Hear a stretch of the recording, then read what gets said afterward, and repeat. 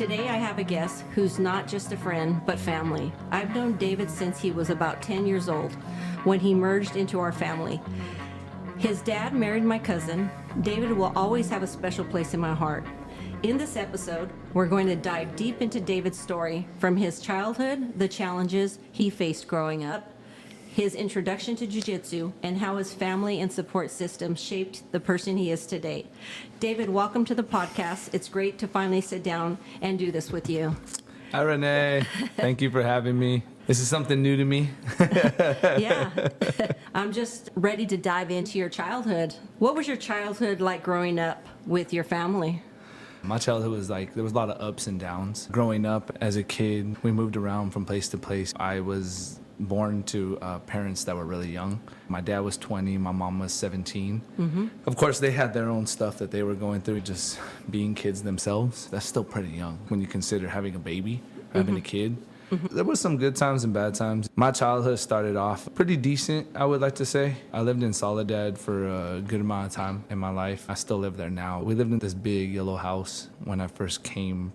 What I remember was we came to this yellow house. My parents and my grandparents and my uncle, we all lived there in the same house.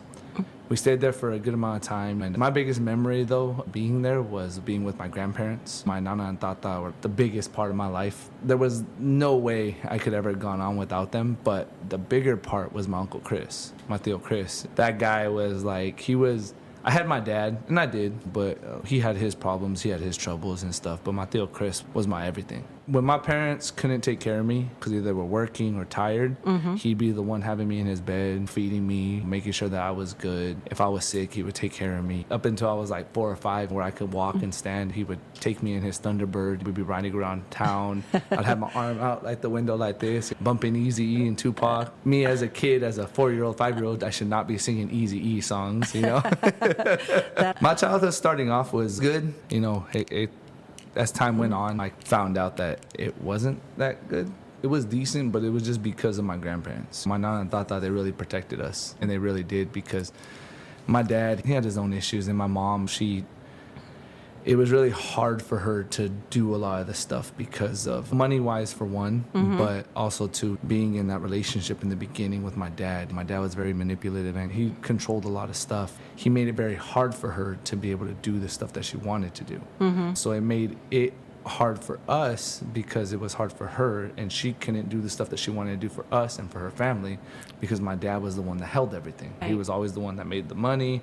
He was always the one that made all the decisions, you know. Just recently, me and my mom, we had this conversation where, like, me and my wife, we went to go buy furniture for our kids, and it was a big thing that hit me because my wife wanted a table.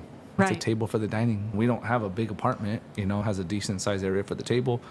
But my dad, he always told my mom, like, oh, no, we already have a table. It's like a hand-me-down one that they got from my uncle or aunt or from my grandparents. Mixed match chairs. There's a lawn chair and then freaking like a regular chair. She never got the table set. And then my dad would always get like these big freaking cars, the brand new Yukons, the brand new Expeditions, you know, this freaking $1,200 freaking stereo set that, I mean, what did it do for us? So I was just talking to her recently about this, is like, I got my wife the dining room set that she wanted. And it was like my middle finger to my dad saying, you know what, like, I got that for my wife. I invited all over my brothers and my mom over, and my wife made fun of me about it because I invited them all over just to sit at that table, for all of us to be there at that table.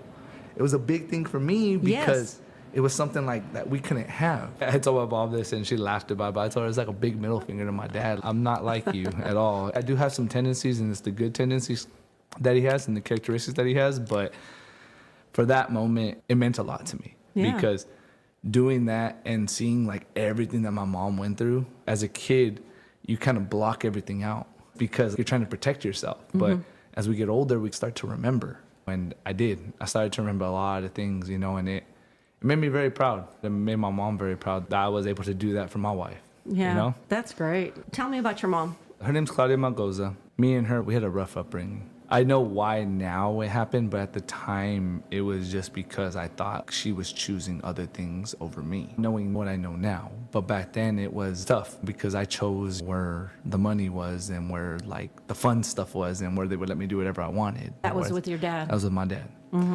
Little did I know that wasn't the best option for me because it was still really hard. My dad made a lot of things hard for me growing up, and he made me think about a lot of things differently about my mom. I was just a kid, you know, and I didn't know any better. Yeah. It made it very hard. I hate to say this, but I hated my mom at one time. I did, because the things that I was seeing and the things that I thought were true, even though if they were or weren't, I thought they were, just because of the things that were put in my head, the things that were said, and a little bit of what I saw. It made it very difficult for me. Knowing what I know now, it angers me a lot. I keep a lot of anger in. That's why I have a very big smile, you know, because behind that smile, I hold a lot of pain. I get through a lot of the shit that happened to me as I was growing up. And a lot of that does have to do with my dad, but a lot has to do with the regret of a lot of the shit that happened with my mom. I saw my mom growing up from being the woman that I thought wasn't doing anything for us or anything for me, to now seeing everything that she does now for us. I can't imagine my life without my mom. My mom really opened my eyes to a lot of things, numerous things that I could never, ever thank her enough for. And I would never be able to repay her back for any of that stuff that she did for me or my brothers or my kids. It still hits today where I always remember the pain and the fear in her eyes when we were growing up and my dad was the way he was with her. I still see it today. There was the one night in particular where things got really bad. My dad, he was very abusive. I didn't know that at the time. My uncle, he didn't mean to, but we were talking about it. As he was talking about it, we were just on the phone talking, and I remembered my dad hitting my mom. I remember my dad making my mom like fear, because my dad was just this big dude, just telling her like, no this or no that, or shut the fuck up this and shut the fuck up that. And it was scary. There was this one night in particular where I remember opening the door because me and my brothers were out there in the living room, and my dad got us ready to leave. My dad was like yelling at my mom, and I hear a bunch of shit fucking hitting. I open the door and I see my dad about to hit my mom with something. And my dad tells me to get the fuck out, and my mom looks, get out. And I'm just... She's trying to protect you. Yeah, I'm terrified because I'm only like 8, 9 years old. And then I got my little brothers that are fucking, 6, 5, 4. And then Jacob was a newborn. Maybe a year, if that. That's why, like, from that moment, I really, like, I've always had a sense of fear for like certain altercations or certain things because of that moment, because of that person. My dad, like, he instilled, like, his way was he wanted you to fear him. And that's the way that he thought respect was made, or that's the way that he thought respect was given. And with my mom, the way that she brought us up was the love and the respect that you give to others. That's the way that the love and respect is given back. She's always tried to tell us, like, you know what, the energy that you put out in the universe is the energy that you will get back. You know, and with my dad, God rest his soul, but, you know, anytime I get an opportunity to give him a middle finger about stuff that I do, it's just because a lot of things that dude fucking did, it really hurt. Yeah, you know, it does. Really did. And it really hurt because, like, my mom, not knowing what my mom had to go through, and the way I really, like, I had that hate and that animosity towards her, it really breaks my heart because I couldn't do it back then. I couldn't show her the love and the respect, and I couldn't protect her back then. Now it's a whole different ballgame. I mean, the dude's dead. And that's why, like, I call him my dad, and I do, but there's a difference between being a dad and just being a man that helped make you. My dad, I loved him, and I did, but there's a big pain in my heart that will always be there because he's gone. And questions that were never answered will always be left on the table. My mom and me, we've had a hard upbringing, and we had a really hard upbringing, but now, like I said, I can't imagine my life without her. She's literally probably, other than my kids and my wife, she's the biggest part of my life.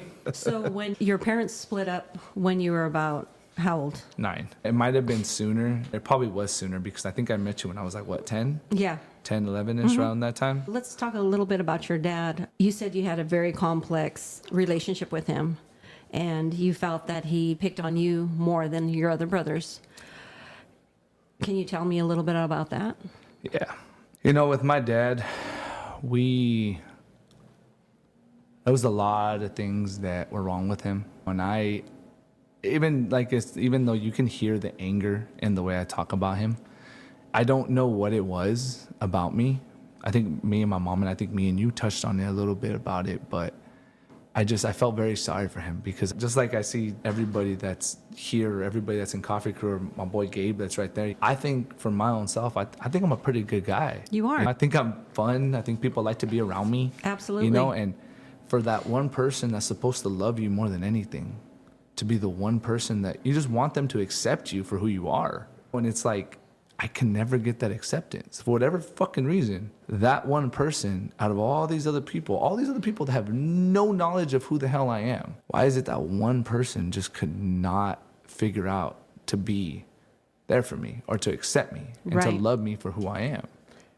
And it to this day, it still does not make sense to me. Mm-hmm. I put things and I kind of structure it in a way to make sense, but yeah, he was very hard on me, and he was very different with me than with my brothers. Mm-hmm. I get it now as I've grown up and I have my kids, and I have stuff that, you know, goes on in life. When I see other parents and I see other dads with their sons and stuff like that, and I see my relationship with my son, it's because my dad couldn't get to the point where I was. He couldn't understand why he couldn't be the way I am with my kids. Yeah, he was so flashy with all his cars, with the home, with trips and stuff like that. But at the end of the day, it's like all that stuff is nice, but what relationship do you have with your kids from the top all the way to the bottom? What do you have with them? We're all here on this earth for whatever amount of time God gives us. It's up to us to make that time worth it and count. We're all going to be judged one day on the way we treat others and the way we treat, of course, our kids. Right. Our kids should be the biggest part, at least for me, and I know for you. Yeah. Our kids are the biggest parts of our lives. Mm-hmm. I could never imagine ever making them feel anything less than amazing. You're right. And for that one man to make me feel like I was always competing, there is no competition, man. You're supposed to be my dad. You're supposed to be there and fucking help me to get to a certain place. Like, dude, my daughter has straight A's. Both my kids are freaking amazing in their sports. These kids go to freaking trips all the time. They have the best clothes, the best shoes. They eat the best foods. And what, am I going to be jealous because my childhood wasn't like that? No. It's going to make me proud. Dude, look at all the crap that I'm doing for my kids. Everything that I went through, and look at the shit that they never have to even know exists. Yeah, that's a great father. That's why, like, with my dad, I could bring up so much different things. And I could tell you guys all the little things that he did to me, all the things that he made hard for me. But it wouldn't speak volume of the man that I am today. Because just to bash somebody, have it be, like I said, I give him the middle finger every time I can, because that's just my little thing for my mom, to give my mom respect and to give my mom a one-up on him. But for him, it's more or less, dude, you're gone. We already buried you. You're in the grave. God rest your soul. And I really hope that you learned one day that we were actually pretty great. Yeah. Me and my brothers, we love going to Monterey and the beach because my dad, he would drive us out there in the old Crown Vic that he used to have. And he would get loaded or drunk or whatever fucking shit that he would be doing. There's one time that me and my brothers, is me, Daniel, Gabriel, and Jacob. And I don't think Xander was with us because Adele didn't let him go or whatever happened. But we went to the beach right there in Pacific Grove where the rocks are. Yeah, and me and my yeah. I love that beach. Yeah, same. We love going there. It brings us back so much in our childhood because my dad, whatever he was doing, he told us to go play, go on our own. So me and my brothers were just out there with our bags of chips and our drinks and shit. And we're out there playing on the rocks, playing in the sands. My dad's asleep in the freaking car. We're just thinking, oh, he's asleep. It started raining. So like we all huddled up together, like, oh shit, like it's raining. We're just watching the rain hit the water and the waves crash down. And it felt like nothing in the world was wrong. It was just me and my three brothers. It was just us. And it's just like nothing could go wrong at that time. It's like the energy that's put out there in the world through Mother Nature is crazy. Whether it be raining, snowing, hailing, storm, Mother Nature can be very beautiful, and she can be very dangerous and very deadly as well. And I think the ocean brings so much of that beauty and that destruction all in one, because you see the water flowing and you see the water crashing. So it's just the same thing. It's beauty, destruction, beauty, destruction. That's cool. I think that's a big thing that me and my brother, we really love the ocean because of that one day. It brought us closer to where we love to be. Where we love to be is not just at the ocean, but we love to be around one another. My dad, him like acting the way he acted, it brought us closer together. Right. You know, even with my little brother Xander, I mean, he's so far away. They live in Texas, but to this day, we always make sure to message him, text him, hey, how's it going? Yesterday he texted me about, I guess like they were down on this street where they're out there going around clubbing, he said, but he's not even old enough to go into clubs. He's just out there, and I guess these people stopped him. They asked him, hey, can we pray for you? And so he gives me this whole long thing where he's just like, you know, it felt amazing, D. You know, it was something unexpected, but people praying for you, like it made me feel good. I just told him, man, run with it. He calls for a reason, not just for nothing. He's always had a hold on you. It's just up to you, Pop, to run with him or run from him. Right. I just told him I love you. That's good. Good advice from Big Brother. Yeah, me and him are pretty damn far in age. But I think with my dad's bullshit that he had going on, it brought us all closer together. Yeah. I can see that. Let's get into some of the sports you did as a child. Oh, yeah. Basketball was my first love. Basketball was like the only thing in my life at the time that just took me away. Like, I would just shoot the basketball for hours at a time. My dad first got us a basketball hoop. Me and my brothers would be out there till like almost 2 or 3 in the morning.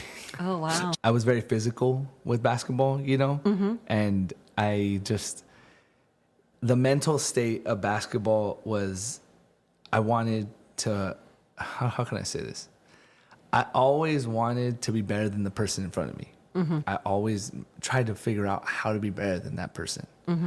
You know, and every single day when I would just watch, and that was the crazy thing too, when we were growing up, we all didn't really have phones, but I would watch YouTube videos on my PC. Right, yeah.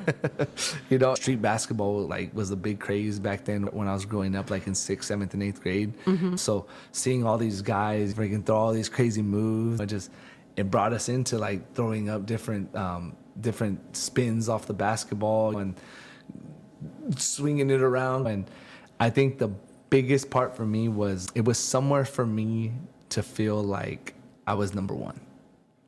I remember specifically there was this one competition that we went to. I used to play travel basketball. It was probably one of the most funnest times of my life as a kid growing up. There was one specific tournament, I think it was in Sacramento or somewhere out there, like up north. Xander had gotten something stuck up his nose. He lodged something up his nose. So of course my stepmom and my dad were worried because he put it was like an Altoid or something like that, just stuck it up his nose. And so that runs in our family. Yeah. The kids are always doing that. Yeah. That's funny. I couldn't make it to my game. We were just like, we were there stuck at the hospital. So my team won the first game. Okay. The second game, I had went in there and we had just pulled up. I put on my jersey, put on my shoes, laced them up, ready to go. We were down by like 20 points. Okay, so I'm like, shit, we're down by a lot. So I go in there and I start going at it. My coach puts me in. I start shooting. I start making points. We're down by 5. Within that 5 points, I got like 3 fouls. I was just aggressive. That's how I was. And they wanted to stop you. Oh, yeah, they wanted to stop me. I still remember just like it was yesterday, man. I freaking go straight up for the layup. And as I go for the layup, guy whacks me. And I just go, like I go down and it makes it, right? We're down by 1 point. All right, cool.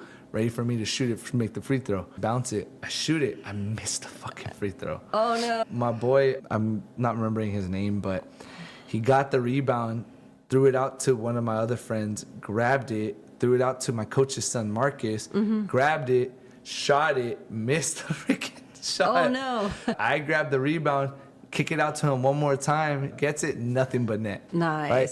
22 seconds to go, okay?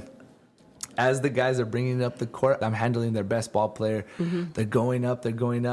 I whack the ball. Fucking ref calls a foul. Oh, no. That's my fourth foul. So I'm just like, damn. Okay. So the guy goes up, makes both free throws. We're down one again. So it's only like maybe 14, 15 seconds. Okay. I inbound it to my coach's son. My coach's son goes, gives it to me. I'm double teamed. I see I can't remember his name. Damn. But I see him wide open. Toss it right to him. There's 5, 4, it's like a movie. 3, he just and he wasn't the best shooter, but he just hails it up. 3, 2, 1. It hit the back, hit the second, and rolled right into the basket. It rolled right into the basket. Dang. And it was crazy because like we just all grabbed him, put him up and stuff, and then it was funny because we didn't realize how heavy he was when we picked him up, and he went backwards and bam. Oh my God, what a celebration. It was probably like, there was a couple other little things that happened with basketball, but that was probably one of the most memorable ones. That was probably one of the best moments I had because like my dad was there, my grandparents were there, my little cousin Brian was there. It was probably like one of the best freaking moments that I had as a basketball player. And it was so much fun, you know. I played basketball throughout like up until my junior year of high school. I left high school early because of my daughter. But that's where like my competitive nature came from, was because of basketball. Right. Basketball brought like that fire in me, and it's because of was one specific player, Kobe Bryant, was like the best basketball player. He was our Jordan of our era. His fierceness and his toughness and the way he just was ready to attack. That was like the biggest and best thing. And just the love and the amazingness that he brought around him. And then it's like, when he stepped on the basketball court, it's like no longer friends. Like, you're my enemy, and that's what I'm going to take you out. Awesome. That's a great mindset. Yeah. Okay. It's a funny one. That's awesome. I'm glad you had something as a child that really, impacted your life, and you were able to do a sport that you really loved. Yeah. Let's talk about your brothers, your siblings. Let's go through them, like one at a time. Give us a little background on them. So my first brother, his name is Matt. I'm going to go from the top all the way to the bottom. He's the reason why my work ethic is just hardcore. My work ethic and the person that I am in my job and outside of my job is very on point and in tune with everything around me. It's because of the way he is. That guy has been through some fucking shit, and yet he still has this fucking smile on his face. It's so funny, but we always make this joke because Matt, he was a foster kid, right? And every time we said we got Matt, like he's a fucking puppy. We got Matt when he was like 12 years old, okay? And from 12 years old, he just stuck with us. I think he's 36, I believe. I think he's 4 or 5 years older than me. But like him, seeing everything that he was doing, I mirrored what he was doing because it was working for him. He had all these different jobs, and it's like every one of those jobs he treated the same. He's like, I'm here to do one thing and one thing only, and that's make money. And my older brother, he really put a big impact on my life. He's been there through a lot of stuff that we went through as kids. Every step of the way, through the divorce, through any deaths that we had in the family, through anything that I was going through personally or my mom and my brothers were going through, he's a little bit of a, how can I say this? He's a little bit of an introvert. Like he doesn't like people, but he likes his people. Right. Even like when we go to a restaurant, like he wants to sit in the corner over there away from everybody. Right. He wants to be around his people, but that's it. That's it. Okay, your next brother. And then that's funny, I got a lot of brothers. I knew you did. My little brother Daniel, he's my backup. That dude has, ever since we were kids, he's always had my back. Whether it was a good decision or a bad decision. There's one specific story that I had with him that we used to sneak out at night, climb through the freaking bedroom window, and we went with our cousin Tony, and we went to the park, and we were just kids, just running around at the park because it's late at night and it was cool. A cop put his spotlight on us and was trying to see where we're at. We're all like down, like we're fucking army men, just down trying to hide behind the bush. Tony's just like on the behind the freaking wooden thing that's right there in the park, and we're just like shit. So when the cop took the light off of us, we ran. And my little brother, he's not the lightest person, He was a little chunky too, and growing up and stuff. So as we're running as fast as we can, he's like back there, And so my cousin's like, shit, Daniel. And so he goes back and runs. And he's just pushing Daniel. Come on, Daniel. And Daniel's just like, just leave me behind. I'll be okay. I'll go drinking where I've been out with friends and I've gotten drunk. I call Daniel right away. Because I know right away he'll get my brothers together and he'll fucking go get them and they'll come and get me. He'll be the one to be like, hey, D, you shouldn't be doing that, but just be careful. Did you have fun, though? Yeah, I had fun. That's a great backup. He's the one that I'm closest in age. So me and him, we've just been through everything together. Yeah. Anything that in our childhood that I went through, he went through. Then my little brother, Gabriel, I call him my check. He's working out now, so he's a little bit bigger now, but don't matter. I'll still whoop his ass. He's the one that will always put us into, like, reality. D, you fucked up. You shouldn't have done this. He's the middle child, but he don't act like a middle child. You know, he's very calm, very collective. Hey, man, like, this hasn't worked for you before, D, so maybe you shouldn't do it again. And then if I do it again, he'd be like, hey, dude, I told you. I don't know why you fucked up again. If you want to fuck up again, do it again, but, like, you shouldn't do that. I remember me and my wife had got into an argument. He looked at me, he goes, hey, he goes, did you win the argument? And I'm like, no, maybe, why? He goes, he goes, you're here. I don't know how you won. You're not home. You're here. He goes, the argument wasn't worth it, D. It wasn't worth it. I'm like, yeah, it fucking wasn't worth it. Jacob, that's my baby. It's funny because he's always been the cute one in the family. Like, my mom always says she doesn't have any favorites, and she doesn't. But if there would be a favorite, it would probably be Jacob because Jacob is the baby. Motherfucker's 23 years old, but he's still the baby. My mom put me to the test one time, and my little brother had asked me, hey, can you go get the candy for me in the car? Or can I get some of your candy in the car? Yeah, go for it. I threw him the keys. Good to go, right? My little brother Daniel. And then so my mom told, hey, Jacob, go ask D for the same thing. And so Jacob comes, hey, D, can I get the candy from the car? Yeah, I got you, Jake. I went to go get it myself, and I brought it in. My mom was just shaking her head. Did you notice what you did? And I'm like, what'd I do? And he goes, your little brother Daniel asked you for the candy, but you gave him the keys so he can get it himself. But the baby asked you for the candy, and you went to go get it for him. And I'm just like, I didn't realize that. I'm like, Jake, go get the fucking candy. He goes, you have it in your hand. And I'm like, fuck, I'm going to go put it back. Yeah, trying to be fair. Yeah, no, there's no fairness with freaking Jake, man. I'm gonna go from the top to the bottom. Destiny's my little sister. Even though we're not blood related, she came into our lives when we were young. She's always been our sister. She's like my pride. I think when my grandfather passed away just recently, she was like telling us like all this stuff her and her husband or boyfriend or soon to be husband were doing and stuff, and it just brought like a big pride on my heart because just like I said, everything I've been through, my siblings have been through. She went through a little bit more hectic upbringing. And just knowing and hearing everything that she's gone through and just seeing just how fucking amazing and beautiful that her life is now, like, dude, that brings such a big pride and joy to my heart. I know Matt's the oldest in age, but I'm the oldest brother because just the way I hold myself, the way I am, like, they know, like, I'm the older brother. I'm the one that everybody comes to if they need something, if they want advice, or something's going on. And especially now, they have to get into a fight, I'm going to be the first one there. Right, exactly, to back them up. Yeah, but Destiny, just to see how beautiful her family and life is. Good. You know, and then her, yesterday, she was at Disney, right? I was in a text and I'd be like, Lucky. You know, I love Disney. We're like big-ass Disney fanatics. I think we've been to Disneyland and Disney World like at least 8 times each. Oh, wow. At least, or probably more.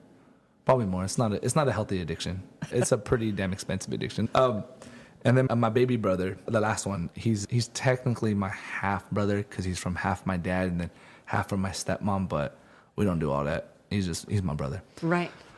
He's my biggest worry. And it's not so much like, I think me and you had touched on it a little bit before. It's not so much like I think anything's going to happen to him, but it's because I've never had a hold of him. You know, with my brothers and a little bit with my sister, I've had a hold of them, you know, where I was able to grow up with them. I was able to be there for them. With my brothers now, Daniel, Gabriel, and Jacob, and even Matt, they're still there.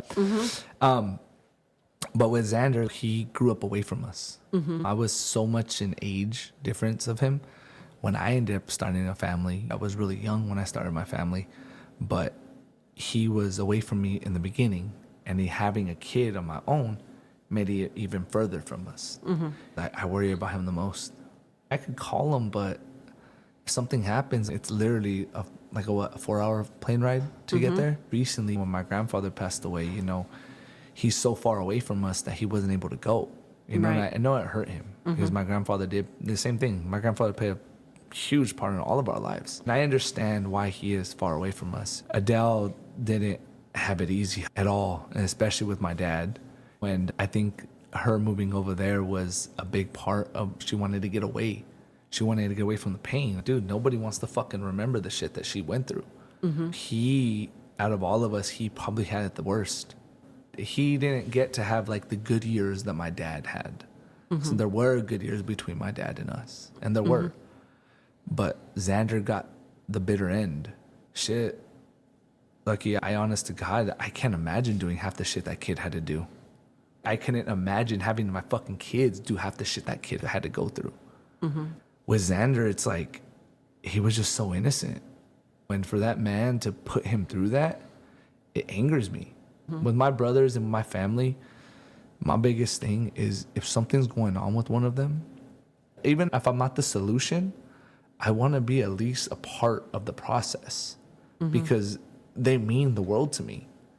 Like just recently, my mom blessed us with something because she was blessed with it. And seeing all my brothers, when they're just like talking about like how they don't think they deserve certain things that my mom were giving us, like, dude, like I tried telling them, like, y'all don't understand. Like, my mom has nobody else to give it to. You're her kids. She wants y'all to have it. She wants you guys to take it. And it's my brothers are over here saying like, D, we know you, we owe you guys this, we owe you guys that. And I'm like, dude, the only thing that you guys owe me is the love and the smile on your face. That's it. I remember when Xander came down, I wanted to get a hold of him and talk to him about certain things I had known or I had heard that went on. I remember Xander, like he wasn't listening when Gabe hit Xander. Like, hey man, he goes, just let you know, dude. He goes, like, I know we have a dad, but he pointed at me. He goes, that's dad right there.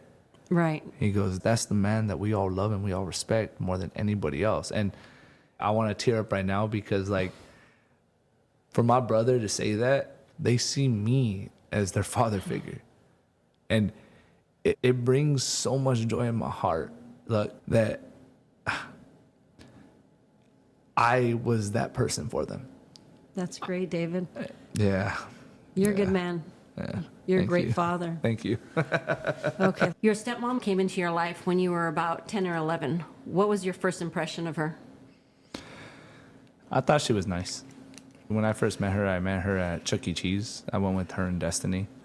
Adele, she was very kind at first. And I only say at first because back then I didn't know a lot of crap that happened, but now that I do know, I understand why she acted the way she acted. It was cool. I didn't really understand it because I was a kid. So I didn't know about step-parents, stepmom, stepdad, and stuff like that. It was something new. It was really interesting. I always had it's so funny, but just like my mom, I always had a big dislike of Adele. It was at first because Adele, she acted a certain way with us, and we didn't like it. Because, of course, we work with kids. I think, like, in my adult years, she told me this one thing. She goes, honestly, David, she goes, I wouldn't want to have a relationship with me after the way I acted with you guys. I told her, it's not how we acted in the past, it's how we act now and how we are now with one another. I get it. We all make mistakes, but just leave it in the past. It is what it is. And I think with Adele, I think out of all, with my brothers, with my mom, of course, the shit that happened with my mom really pissed me off, but my mom got out. And it may have taken a while for her to get out, but she got out. I think that with Adele, she stuck around for a very long time. And she did. My mom was with my dad for roughly around 9-10 years. Adele was with my dad for almost, I believe it was almost like 14-15 years. I think I was like 23 when they finally split. And it wasn't even like they finally split. They kept going back to one another. It was a big hurt on my heart because the shit that happened to her should never happen to anybody. Nobody should ever have to endure the shit that she had to endure. That's why I brought up a lot of stuff that Xander had to go through, because he had to see all the shit that happened to her.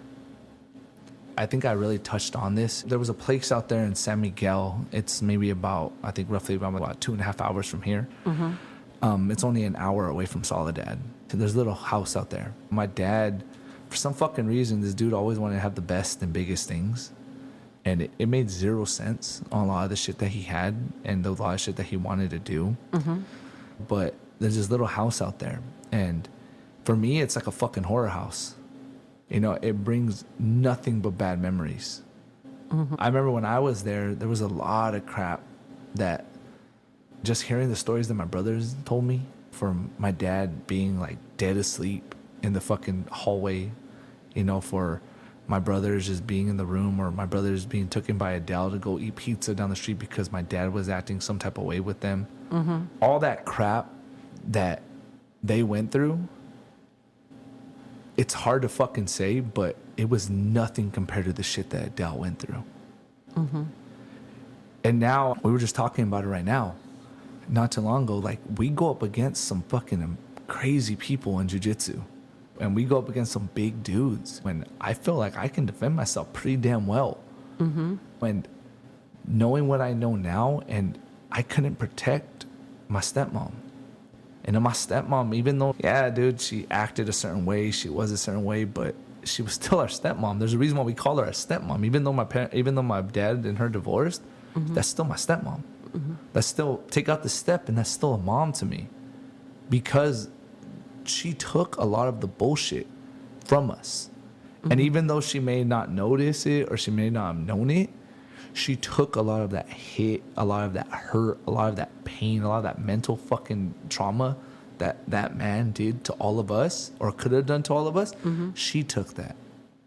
And I still, to this day, I can't believe half the shit that my dad put those two through.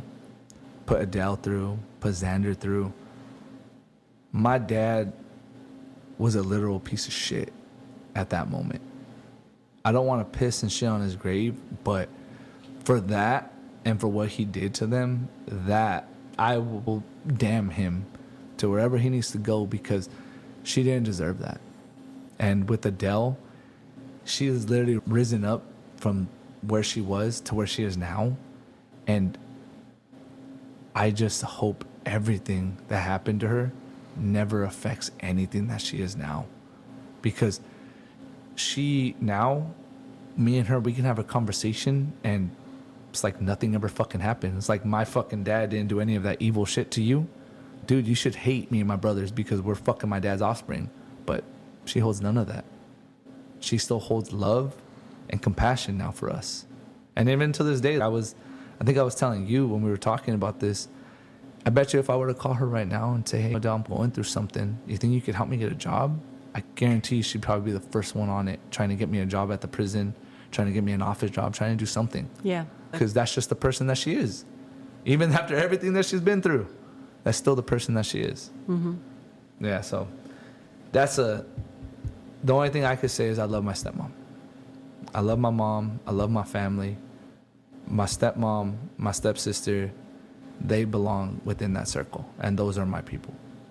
Those are my people. That's awesome. Okay. Let's pick up the pace a little bit. Let's do it. Let's talk about being a young father. Oh, shit. Tell everybody how that happened. I don't know if I can get too R-rated into how it happened, but me and my wife, we started really young. You know, I met her when I was like 12, 13 years old, and we didn't have a lot of guidance through anything. Like I told you before, my family was going through what they were going through when I got pushed out. When the only person that like was there for me through anything was her. And when I found out I was going to be a dad at such a young age, it scared the crap out of me. How old were you? When I found out, I was 15. But when we had Lacey, I was 16. Lacey was born December 27th, 2009. You know, and I was barely a freshman going into my sophomore year. I was a sophomore going into my junior year when Lacey was born. When I heard that Genesis was pregnant, it scared me. I didn't know what the hell to do. There's this song, it's by Kenny Chesney. It's called There Goes My Life. And it's literally talking about this kid that's just, he hears that he's having a kid at such a young age, and there goes his life. And then it fast forwards into seeing this beautiful little girl, and that's his life. You know, there goes my life. And then to seeing her go off to what he wanted to do in his life, that's his life. The moment that Lacey was born, my life was changed forever. My life, that was the moment, I think me and you have said, that was the moment I became a man. And not just because I had a daughter, but that was the moment that I knew that my whole life would be dedicated to that one person. That moment that I laid my eyes on my daughter, that was the moment that changed my life forever. It was the most beautifulest moment. I always call her little thing, because she just was this little thing that just was crying, you know, just, she was brought into this world, not asked. She was brought into this world by 2 teenage parents. And now just looking at her and seeing all the beautiful things that she does, it's crazy. It's crazy to see Lacey. Dude, she did not have a fucking, she was not going into a winning record at all. She had 2 teenage parents, but yet to be this beautiful, amazing 15-year-old, like it still fucking brings me to, like, I don't understand how you could just be so amazing. But yet everything that's been in your life, and from the moment you were born, it should have been hard, but you're just nothing less than fucking perfect. I know everybody always says their kids are perfect, they're beautiful and stuff like that. And in every parent's eyes, in every parent's heart, that kid is perfect to them. Your child has a perfect place in your heart. Lacey just, she'll always be she's my best friend, but dude, she's my biggest critic. She's my biggest hater, put it that way. That's funny. And she's a teenager, so yeah, she's a big hater. What was the biggest challenges of you being a young parent? I think being a young parent, I didn't make all the right decisions. Shit, I barely started making right decisions. As I got into being 29 to 31, like I just started making good decisions. I think with being such a young parent, and this goes on to any young parent, the mistakes we make, if you don't learn from them, then the mistakes are just mistakes. When mistakes are made and you learn from them, they're not mistakes anymore, they're called lessons. When lessons are meant to be learned and to grow from. And I made a lot of bad decisions in my teenage years, in my 20s. And do I regret them? Some of them, but I learned a lot from them. And now I use that to be able to help my kids. I just told y'all, you know, my daughter has a boyfriend. No father ever is okay with their daughter having a boyfriend. That's ever. Right. No mom either. No, yeah, exactly. No parent. But it amazes me how she chose such a good kid. And I couldn't pick anybody better for her. This kid's a straight A student, plays on varsity football, and he's respectful. I think the biggest thing, I was thinking about it too as I was driving home yesterday from dropping off my cousin, because, you know, about what I would say about my kids. And I think with every single one of my kids, I think the hardest thing now in today's world is to raise a good person. It's so hard because you see all this stuff in social media, all this stuff on the news. It's so hard. Influences. Yes. They have so many influences to start them in the wrong way. But to raise a good person and to see that we're raising good people, it's fucking amazing. These kids are literally the most respectful, loving, and kind kids that you would ever meet. Have it be they don't listen to their parents, but for everybody else, they're fucking angels. That is awesome. What advice would you give to someone in a similar situation? If I can prevent them, don't have a kid at a young age. It was very hard. It's very rewarding now, but it was tough. And you have a life that you have to take care of. If I could say to anybody that is at a young age and they're just thinking about, oh, it might change things, it might help us out, it doesn't. It makes things harder. And it does. And it takes a special type of person to get through that. But if you are going through that, The only thing I could ever say is just show up. Just be there for your kids, no matter if you have $1 or $1 million. Just be there for them. Doesn't matter if you have a second or an hour. Just be there for them. Show them that you're there, show up, and just give them your time. And one thing in life that we don't have a lot of is we don't got a lot of time. Perfect. Okay. Let's go into a fun area.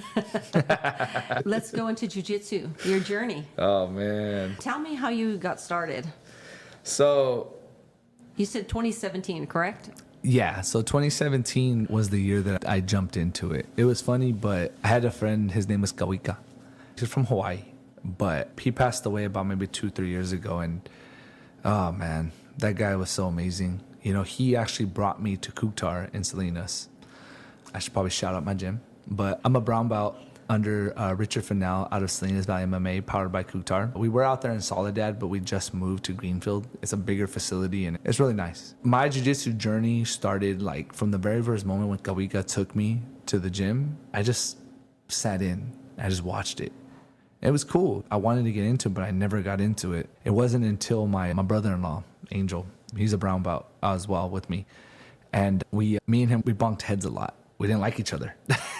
I don't actually think a lot of my guys at the gym know this, but I started off because Angel started. He started a week before me.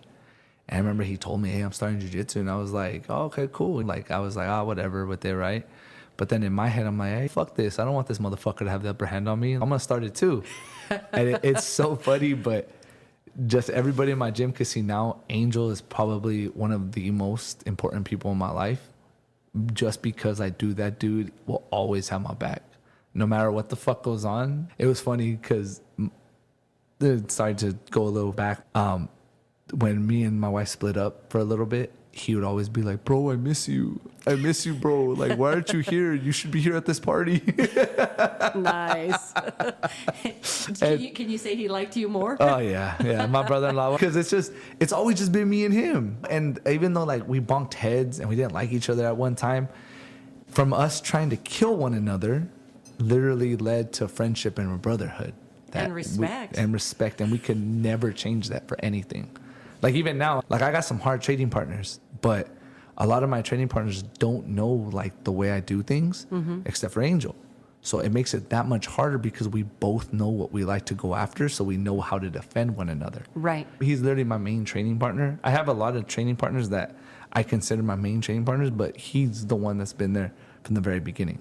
And from there, you know, we started off at a gym, and I probably won't shout out the gym because I don't like that gym at all. Okay. It's an actual gym, but I don't really care about that. Okay. But from that building, we moved to our own facility. And every step of the way, even through COVID, like, I've been there with my coach. My coach, Richard Fennell, that man does not understand how much he has had an impact on my life. He is probably, like, a lot of people like to say, like, jiu-jitsu saved their life, jiu-jitsu did this, jiu-jitsu did that for them. And it's not so much jiu-jitsu, but it's the people that bring jiu-jitsu into your life. That's what changes your life. And the people around me and the people that just, every single person that I meet, either at Coffee Crew or at different gyms that I go to, yeah, man, they bring a big impact. My main professor, I don't ever call him professor, I call him my coach. But that man has literally brought me into his life where his family, his kids, his wife, his cousins, his uncles, aunts, they consider me family. I've started off as a white belt with Coach, and I'm a brown belt now with him. And it's never gotten easy. It just gets harder and harder. And I think now, as I've become a brown belt, I've started to see jiu-jitsu in a whole different light.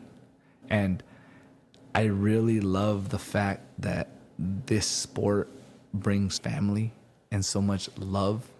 We care about what's happening in our outer lives. If somebody's going through something, like, we'll sit down there and talk to them, or we'll be there for them. What was your first jiu-jitsu class like? I got my ass beat. The first person I ever went up against was, his name was David Sortero. He had started, like, with Coach Rich way before we had started with him. I went up against him, and I don't know how the fuck I did this, but I got on mount. I didn't know how to do a freaking armbar, but I remember seeing it in the UFC. Like, I just jumped and hopped, and I didn't even have the arm.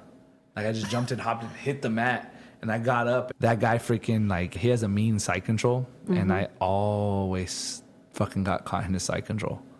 And it would be, like, the most grueling freaking thing. I remember as the day went on, like, I was just dead.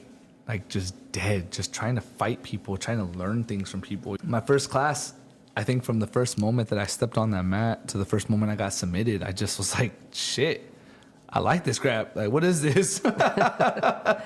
What is this madness? Yeah, what is this craziness? You've been training consistently and a brown belt. What has that journey been like? I think I used to worry about a lot of the stripes and belts and everything with the whole system.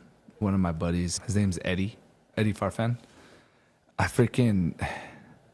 remember one time I got so mad because I didn't get like a certain stripe, or I felt like I wasn't getting promoted in a certain way and stuff like that.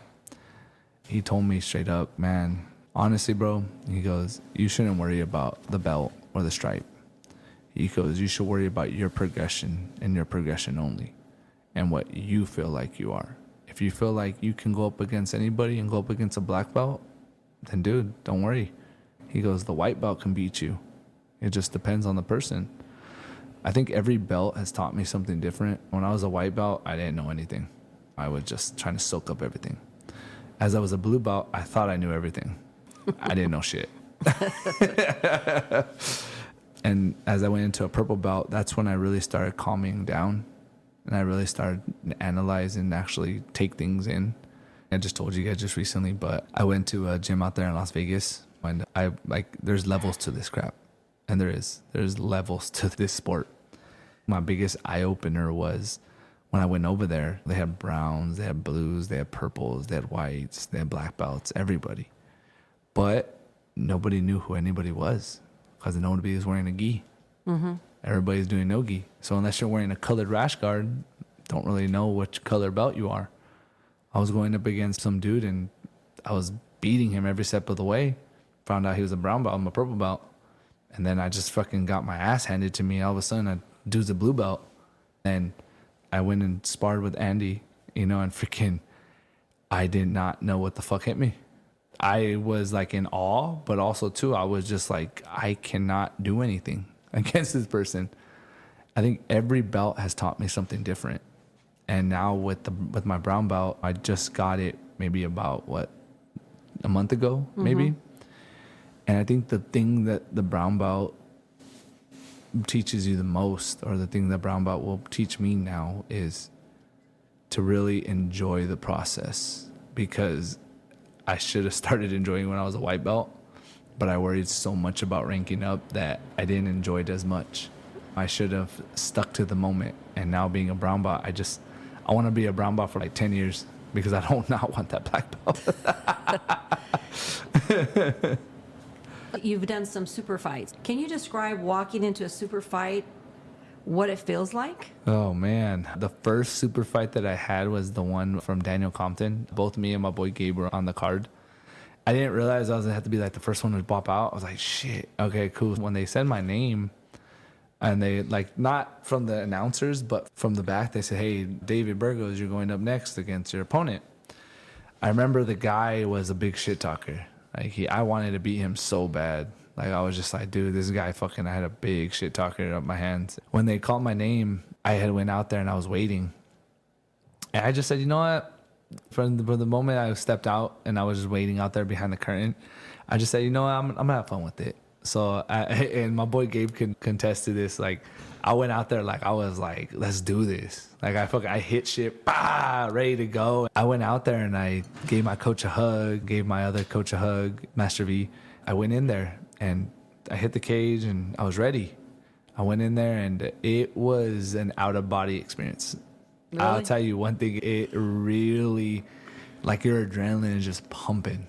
And it's just, that's all it is, just adrenaline. It's straight adrenaline because you go into this mode where everything around you just goes silent. And then you just go in there, it's just you and your opponent. When my opponent walked in, I shook his hand, whatever. We went through the whole match. He had me in a couple good submissions. I had a couple good submissions. And then I think ultimately what happened was I put my forearm down on his face and I pushed his hand in. I caught him in a head and arm choke. And he wasn't that tight, but I think what kind of got him was that like my shoulder was like straight into his chin. I felt a couple things pop, and it was the best feeling ever because when I felt the tap, it was like on my leg. And I was just like, oh shit, the guy tapped. And I freaking got up, I pushed him down, I went up, and I was just so hyped up. I still remember too, like I was hearing this dude from the back, freaking just like, ah! My coach was all hyped up, and it was, like I said, it was an out-of-body experience. My second super fight didn't go the way I wanted it to.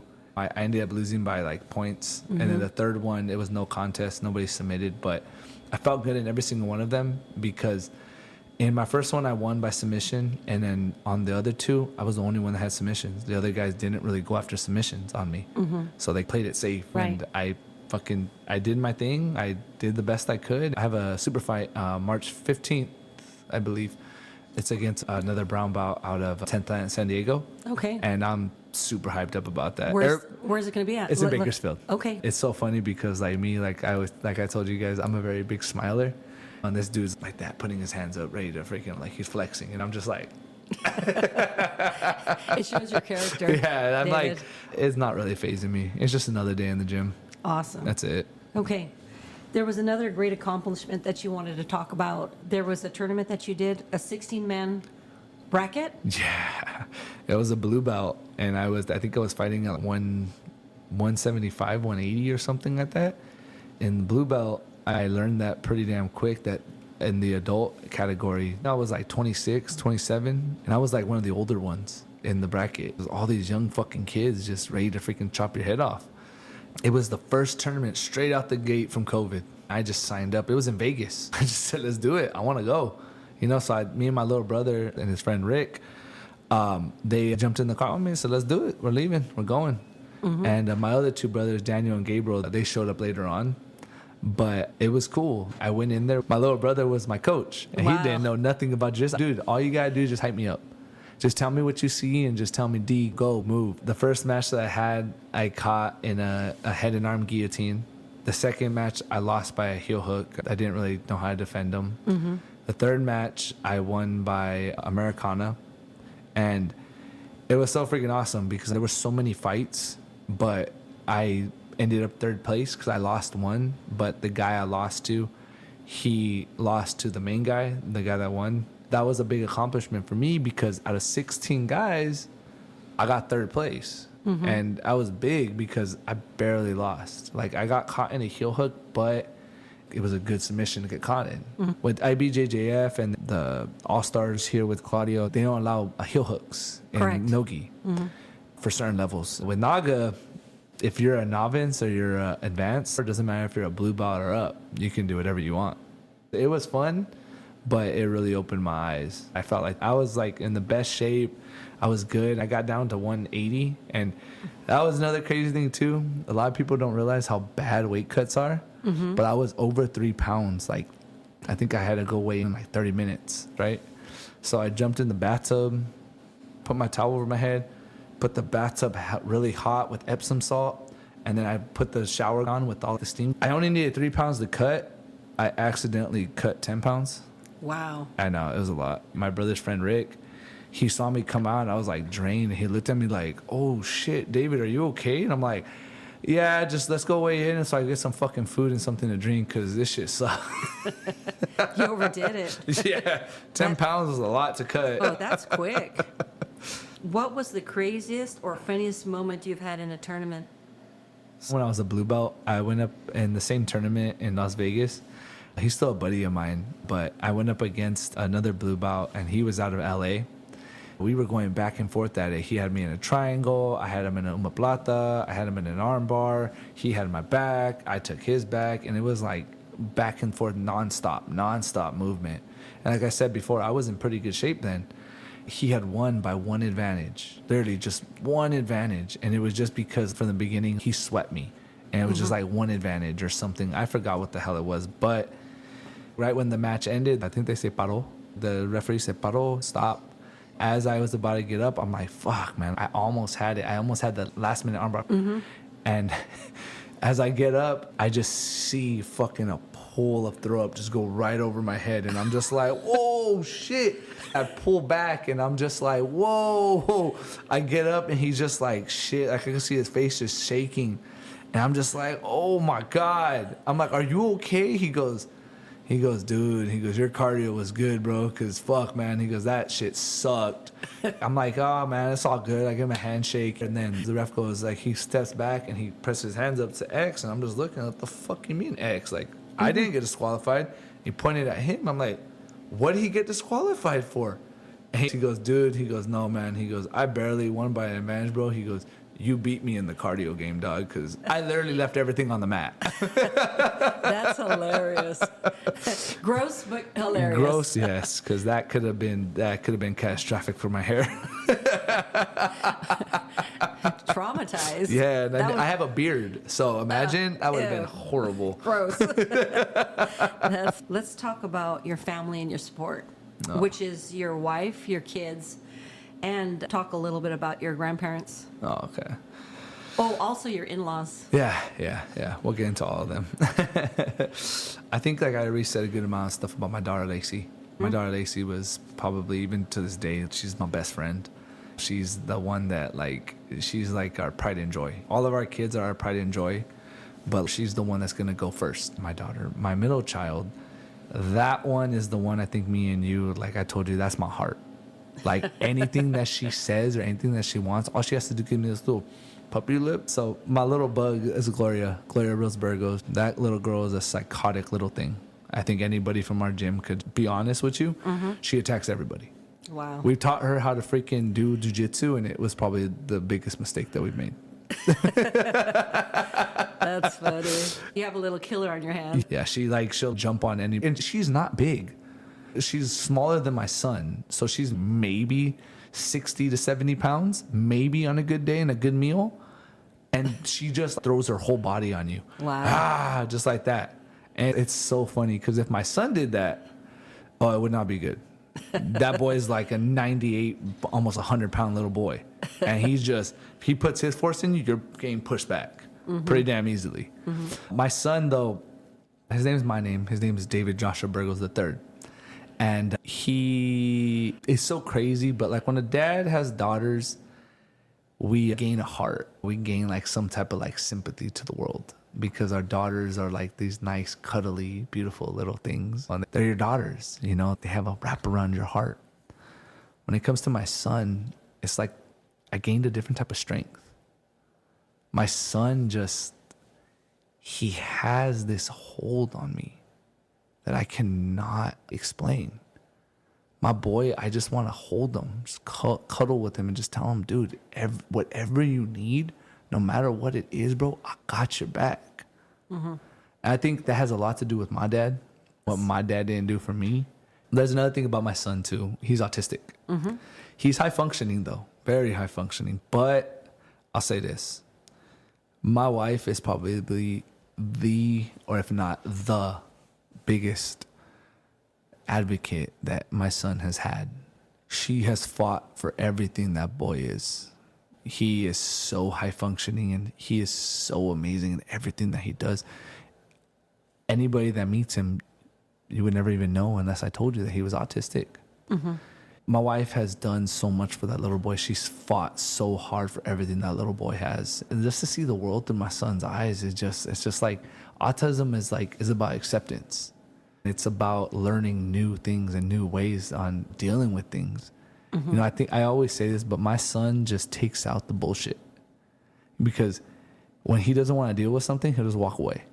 He's not like us where we'll just sit there and take it. He's just, nah, I'm out. Loud noises, like freaking people that just annoy him or something going on or touches or smells or tastes. He's just, no, I'm out. Either I get what I want or it's okay, I'll figure a way to get it. I think with my son, seeing the world through an autistic child it's just so it's so amazing just seeing the beauty through his eyes, loving on the stuff that he loves on and focusing on the stuff that he's really good at and then working on the stuff that he's not as good on. it showed me patience. With a child with autism, it really brings a sense of love and a sense of compassion for others, because no matter what anybody is going through, it always could be worse. This little thing that's called autism, it never held my son back. It has not once held him back. If anything, it's just accelerated who he is. Seeing the world through my son's eyes has showed me that there's so many different ways of this life. There's not one way to do something. There's a million ways to do that one thing.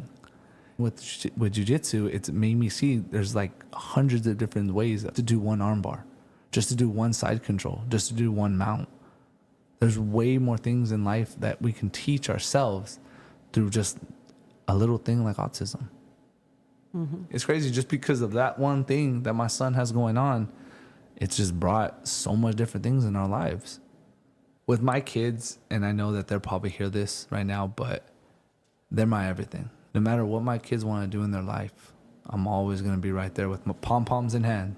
That's right. You have a cheerleader. I have a dancer. Yeah, that's great. Yeah. So let's talk about your wife. Oh, man. Genesis and me, that's so funny, but I always make fun of her about this, but she doesn't like me calling her Genesis. I always called her Jen. So Jen and me, we started off really young. We've grown up a lot. And I could say a lot of things that me and her have done and me and her have gone through together or apart. But I really appreciate her. She is the reason why our family is the way it is. She's the reason why we wake up every single morning ready to go, because her love and her drive is what keeps us all going. She doesn't understand like how important her role as a mom is to me and to our kids. Shit, even to our dog and our cats. She probably, I hope she knows this, and because I've said this before, but she is my Bonnie. She's my Bonnie to my Clyde. She is the person that I will literally fight and go through every single moment and every single way of life, and just somehow we come out of it alive. I don't know how the fuck we did, but we came out of it alive. We didn't get to do a lot of stuff in our childhood. Our parents were going through everything that they were going through, and it made it rough. It really did. We leaned on one another. Growing up, we're not that far in age. And I always make fun of her about this, but she's 25 for the 7th year in a row, even though she's only a couple months younger than me. Yeah. You're not aging her. Yeah, I'm not aging her at all. Trust me, I'm not. She looks way younger than I do. And now as adults, it's cool that we got money. So we actually get to do shit now. That's great. Yeah, like we travel a lot. We're going to Vegas in 2 weeks for my daughter's dance competition. In March, we're going to Stockton for another dance competition. In April, we're going to Florida. And we love doing a bunch of stuff. Yeah, my wife's that's my best friend. That's my best friend and my worst enemy sometimes. I know how that could be. Okay. The last thing that we're going to talk about, your in-laws. My father-in-law's name is Renato Vargas, and my mother-in-law's name is Teresa Vargas. They came into my life at a very young age. My mother-in-law, she accepted me right away. But just like I said too, though, no dad accepts a boyfriend right away. So true. It's so funny, but my father-in-law is probably the biggest support I've ever had. And that man has literally been there for me through the best of times, through the worst of times, through the hardest things ever. You know, just recently, I lost my grandfather. His name was Ralph Burgoz. I didn't get too much into it about my grandfather, but I remember the first person that stepped up and was just ready to help out with anything I needed was him. My father-in-law was the first one ready. And he was like, from the first moment to the last moment, to the moment that we brought my tata there, to the moment we buried him. My father-in-law was there every step of the way. And he made sure to know that I was not alone. Just like the same way he's done since I was 15, 16 years old when I first met him. Oh, no, sorry. I met him when I was 13. But from being 15, 16 years old when they brought me into their home to live with their daughter that I got pregnant, that's hard for a father and hard for people to do, for a mother as well. And my father-in-law just accepted me. He accepted me as his own. He took care of me as his own. He watched over me. He fed me. He clothed me. He made sure that whatever he did was because of the love that he had for both me and his daughter. He didn't just do it because he loved his daughter. He showed me that he also had love and respect for me. My mother-in-law, she's the strongest person I know. Everything that woman has ever been through, yet she still finds a way to fucking make it work. Make it work and to make it good. She just recently got a liver transplant. That was a very hard time for our family. We thought we were going to lose her. I still remember the day that we got the call that my mother-in-law was getting a liver. My wife looked at us and started tearing, and me and my daughter were right there, and we're just like, oh, shit. Like, we thought, like, we lost her. You know, and I'm sorry, guys. I'm really about to tear up right now because when my wife said that my mom got a liver, like, it was like, it was my mom that got a liver. When she got that liver, it was like God had given her a second opportunity at life. She preaches the gospel. She's a very godly woman. But that moment right there was like a big turning point in our family's life. You know, it was crazy, but I still remember too. I told my wife, look, I'm gonna get you. I got food ready for them. I cooked egg sandwiches for her and her dad. I got all kinds of stuff ready. I said, here, let's go. She went with her mom, went with her dad, and they shot out literally down the way here at Palo Alto. It was like, I think it was like a 28-hour freaking surgery. She had died on the table. And that's just not the way that Teresa Vargas will go out. I always say this, but there's very few people I fear in this world. I don't even fear a lot of black belts, you know, but my mother-in-law is the one person I probably fear the most. That woman she is so strong and so powerful in everything that she does. From the moment that she went into the operating room to the moment she got out of the hospital, all she's been doing has been fighting. She's been fighting from the first moment she's laid breath on this earth to right now. Pretty sure she's probably fighting with her husband right now. That's funny. Okay, and let's talk about the last two. So you have a dog and you have a cat. Well, we have two cats, but one of them is my daughter's cat, and then the other one is my wife's cat for sure, because she doesn't like anybody else other than my wife. My dog, that dude is the thing that brightens up my day. Even if I'm having a shitty day, and if everybody's having a shitty day, that dude will come right to the door, shaking his butt, ready, like just wanting to freaking like just dad's home. His name's Buddy. He's a golden retriever, big ass golden retriever, like 90 something pounds already. He's a fucking big old dude. And that's funny because I didn't get him right away when he was a baby. Me and my wife were split up for a little bit, and she got him. And I was just like the typical fucking Mexican dad. I was like, oh, I didn't want the dog. I didn't want the dog at all. And now I can't imagine my life without that dude. That dude, he's probably like the biggest therapy that I have. That's my buddy though. But yeah, that dude's fucking awesome. All right, David. Thank you for coming on the podcast. Thank you, Renee. I appreciate it. Maybe you'll come on again. Oh yeah, I'm down. That'd be awesome. Yeah.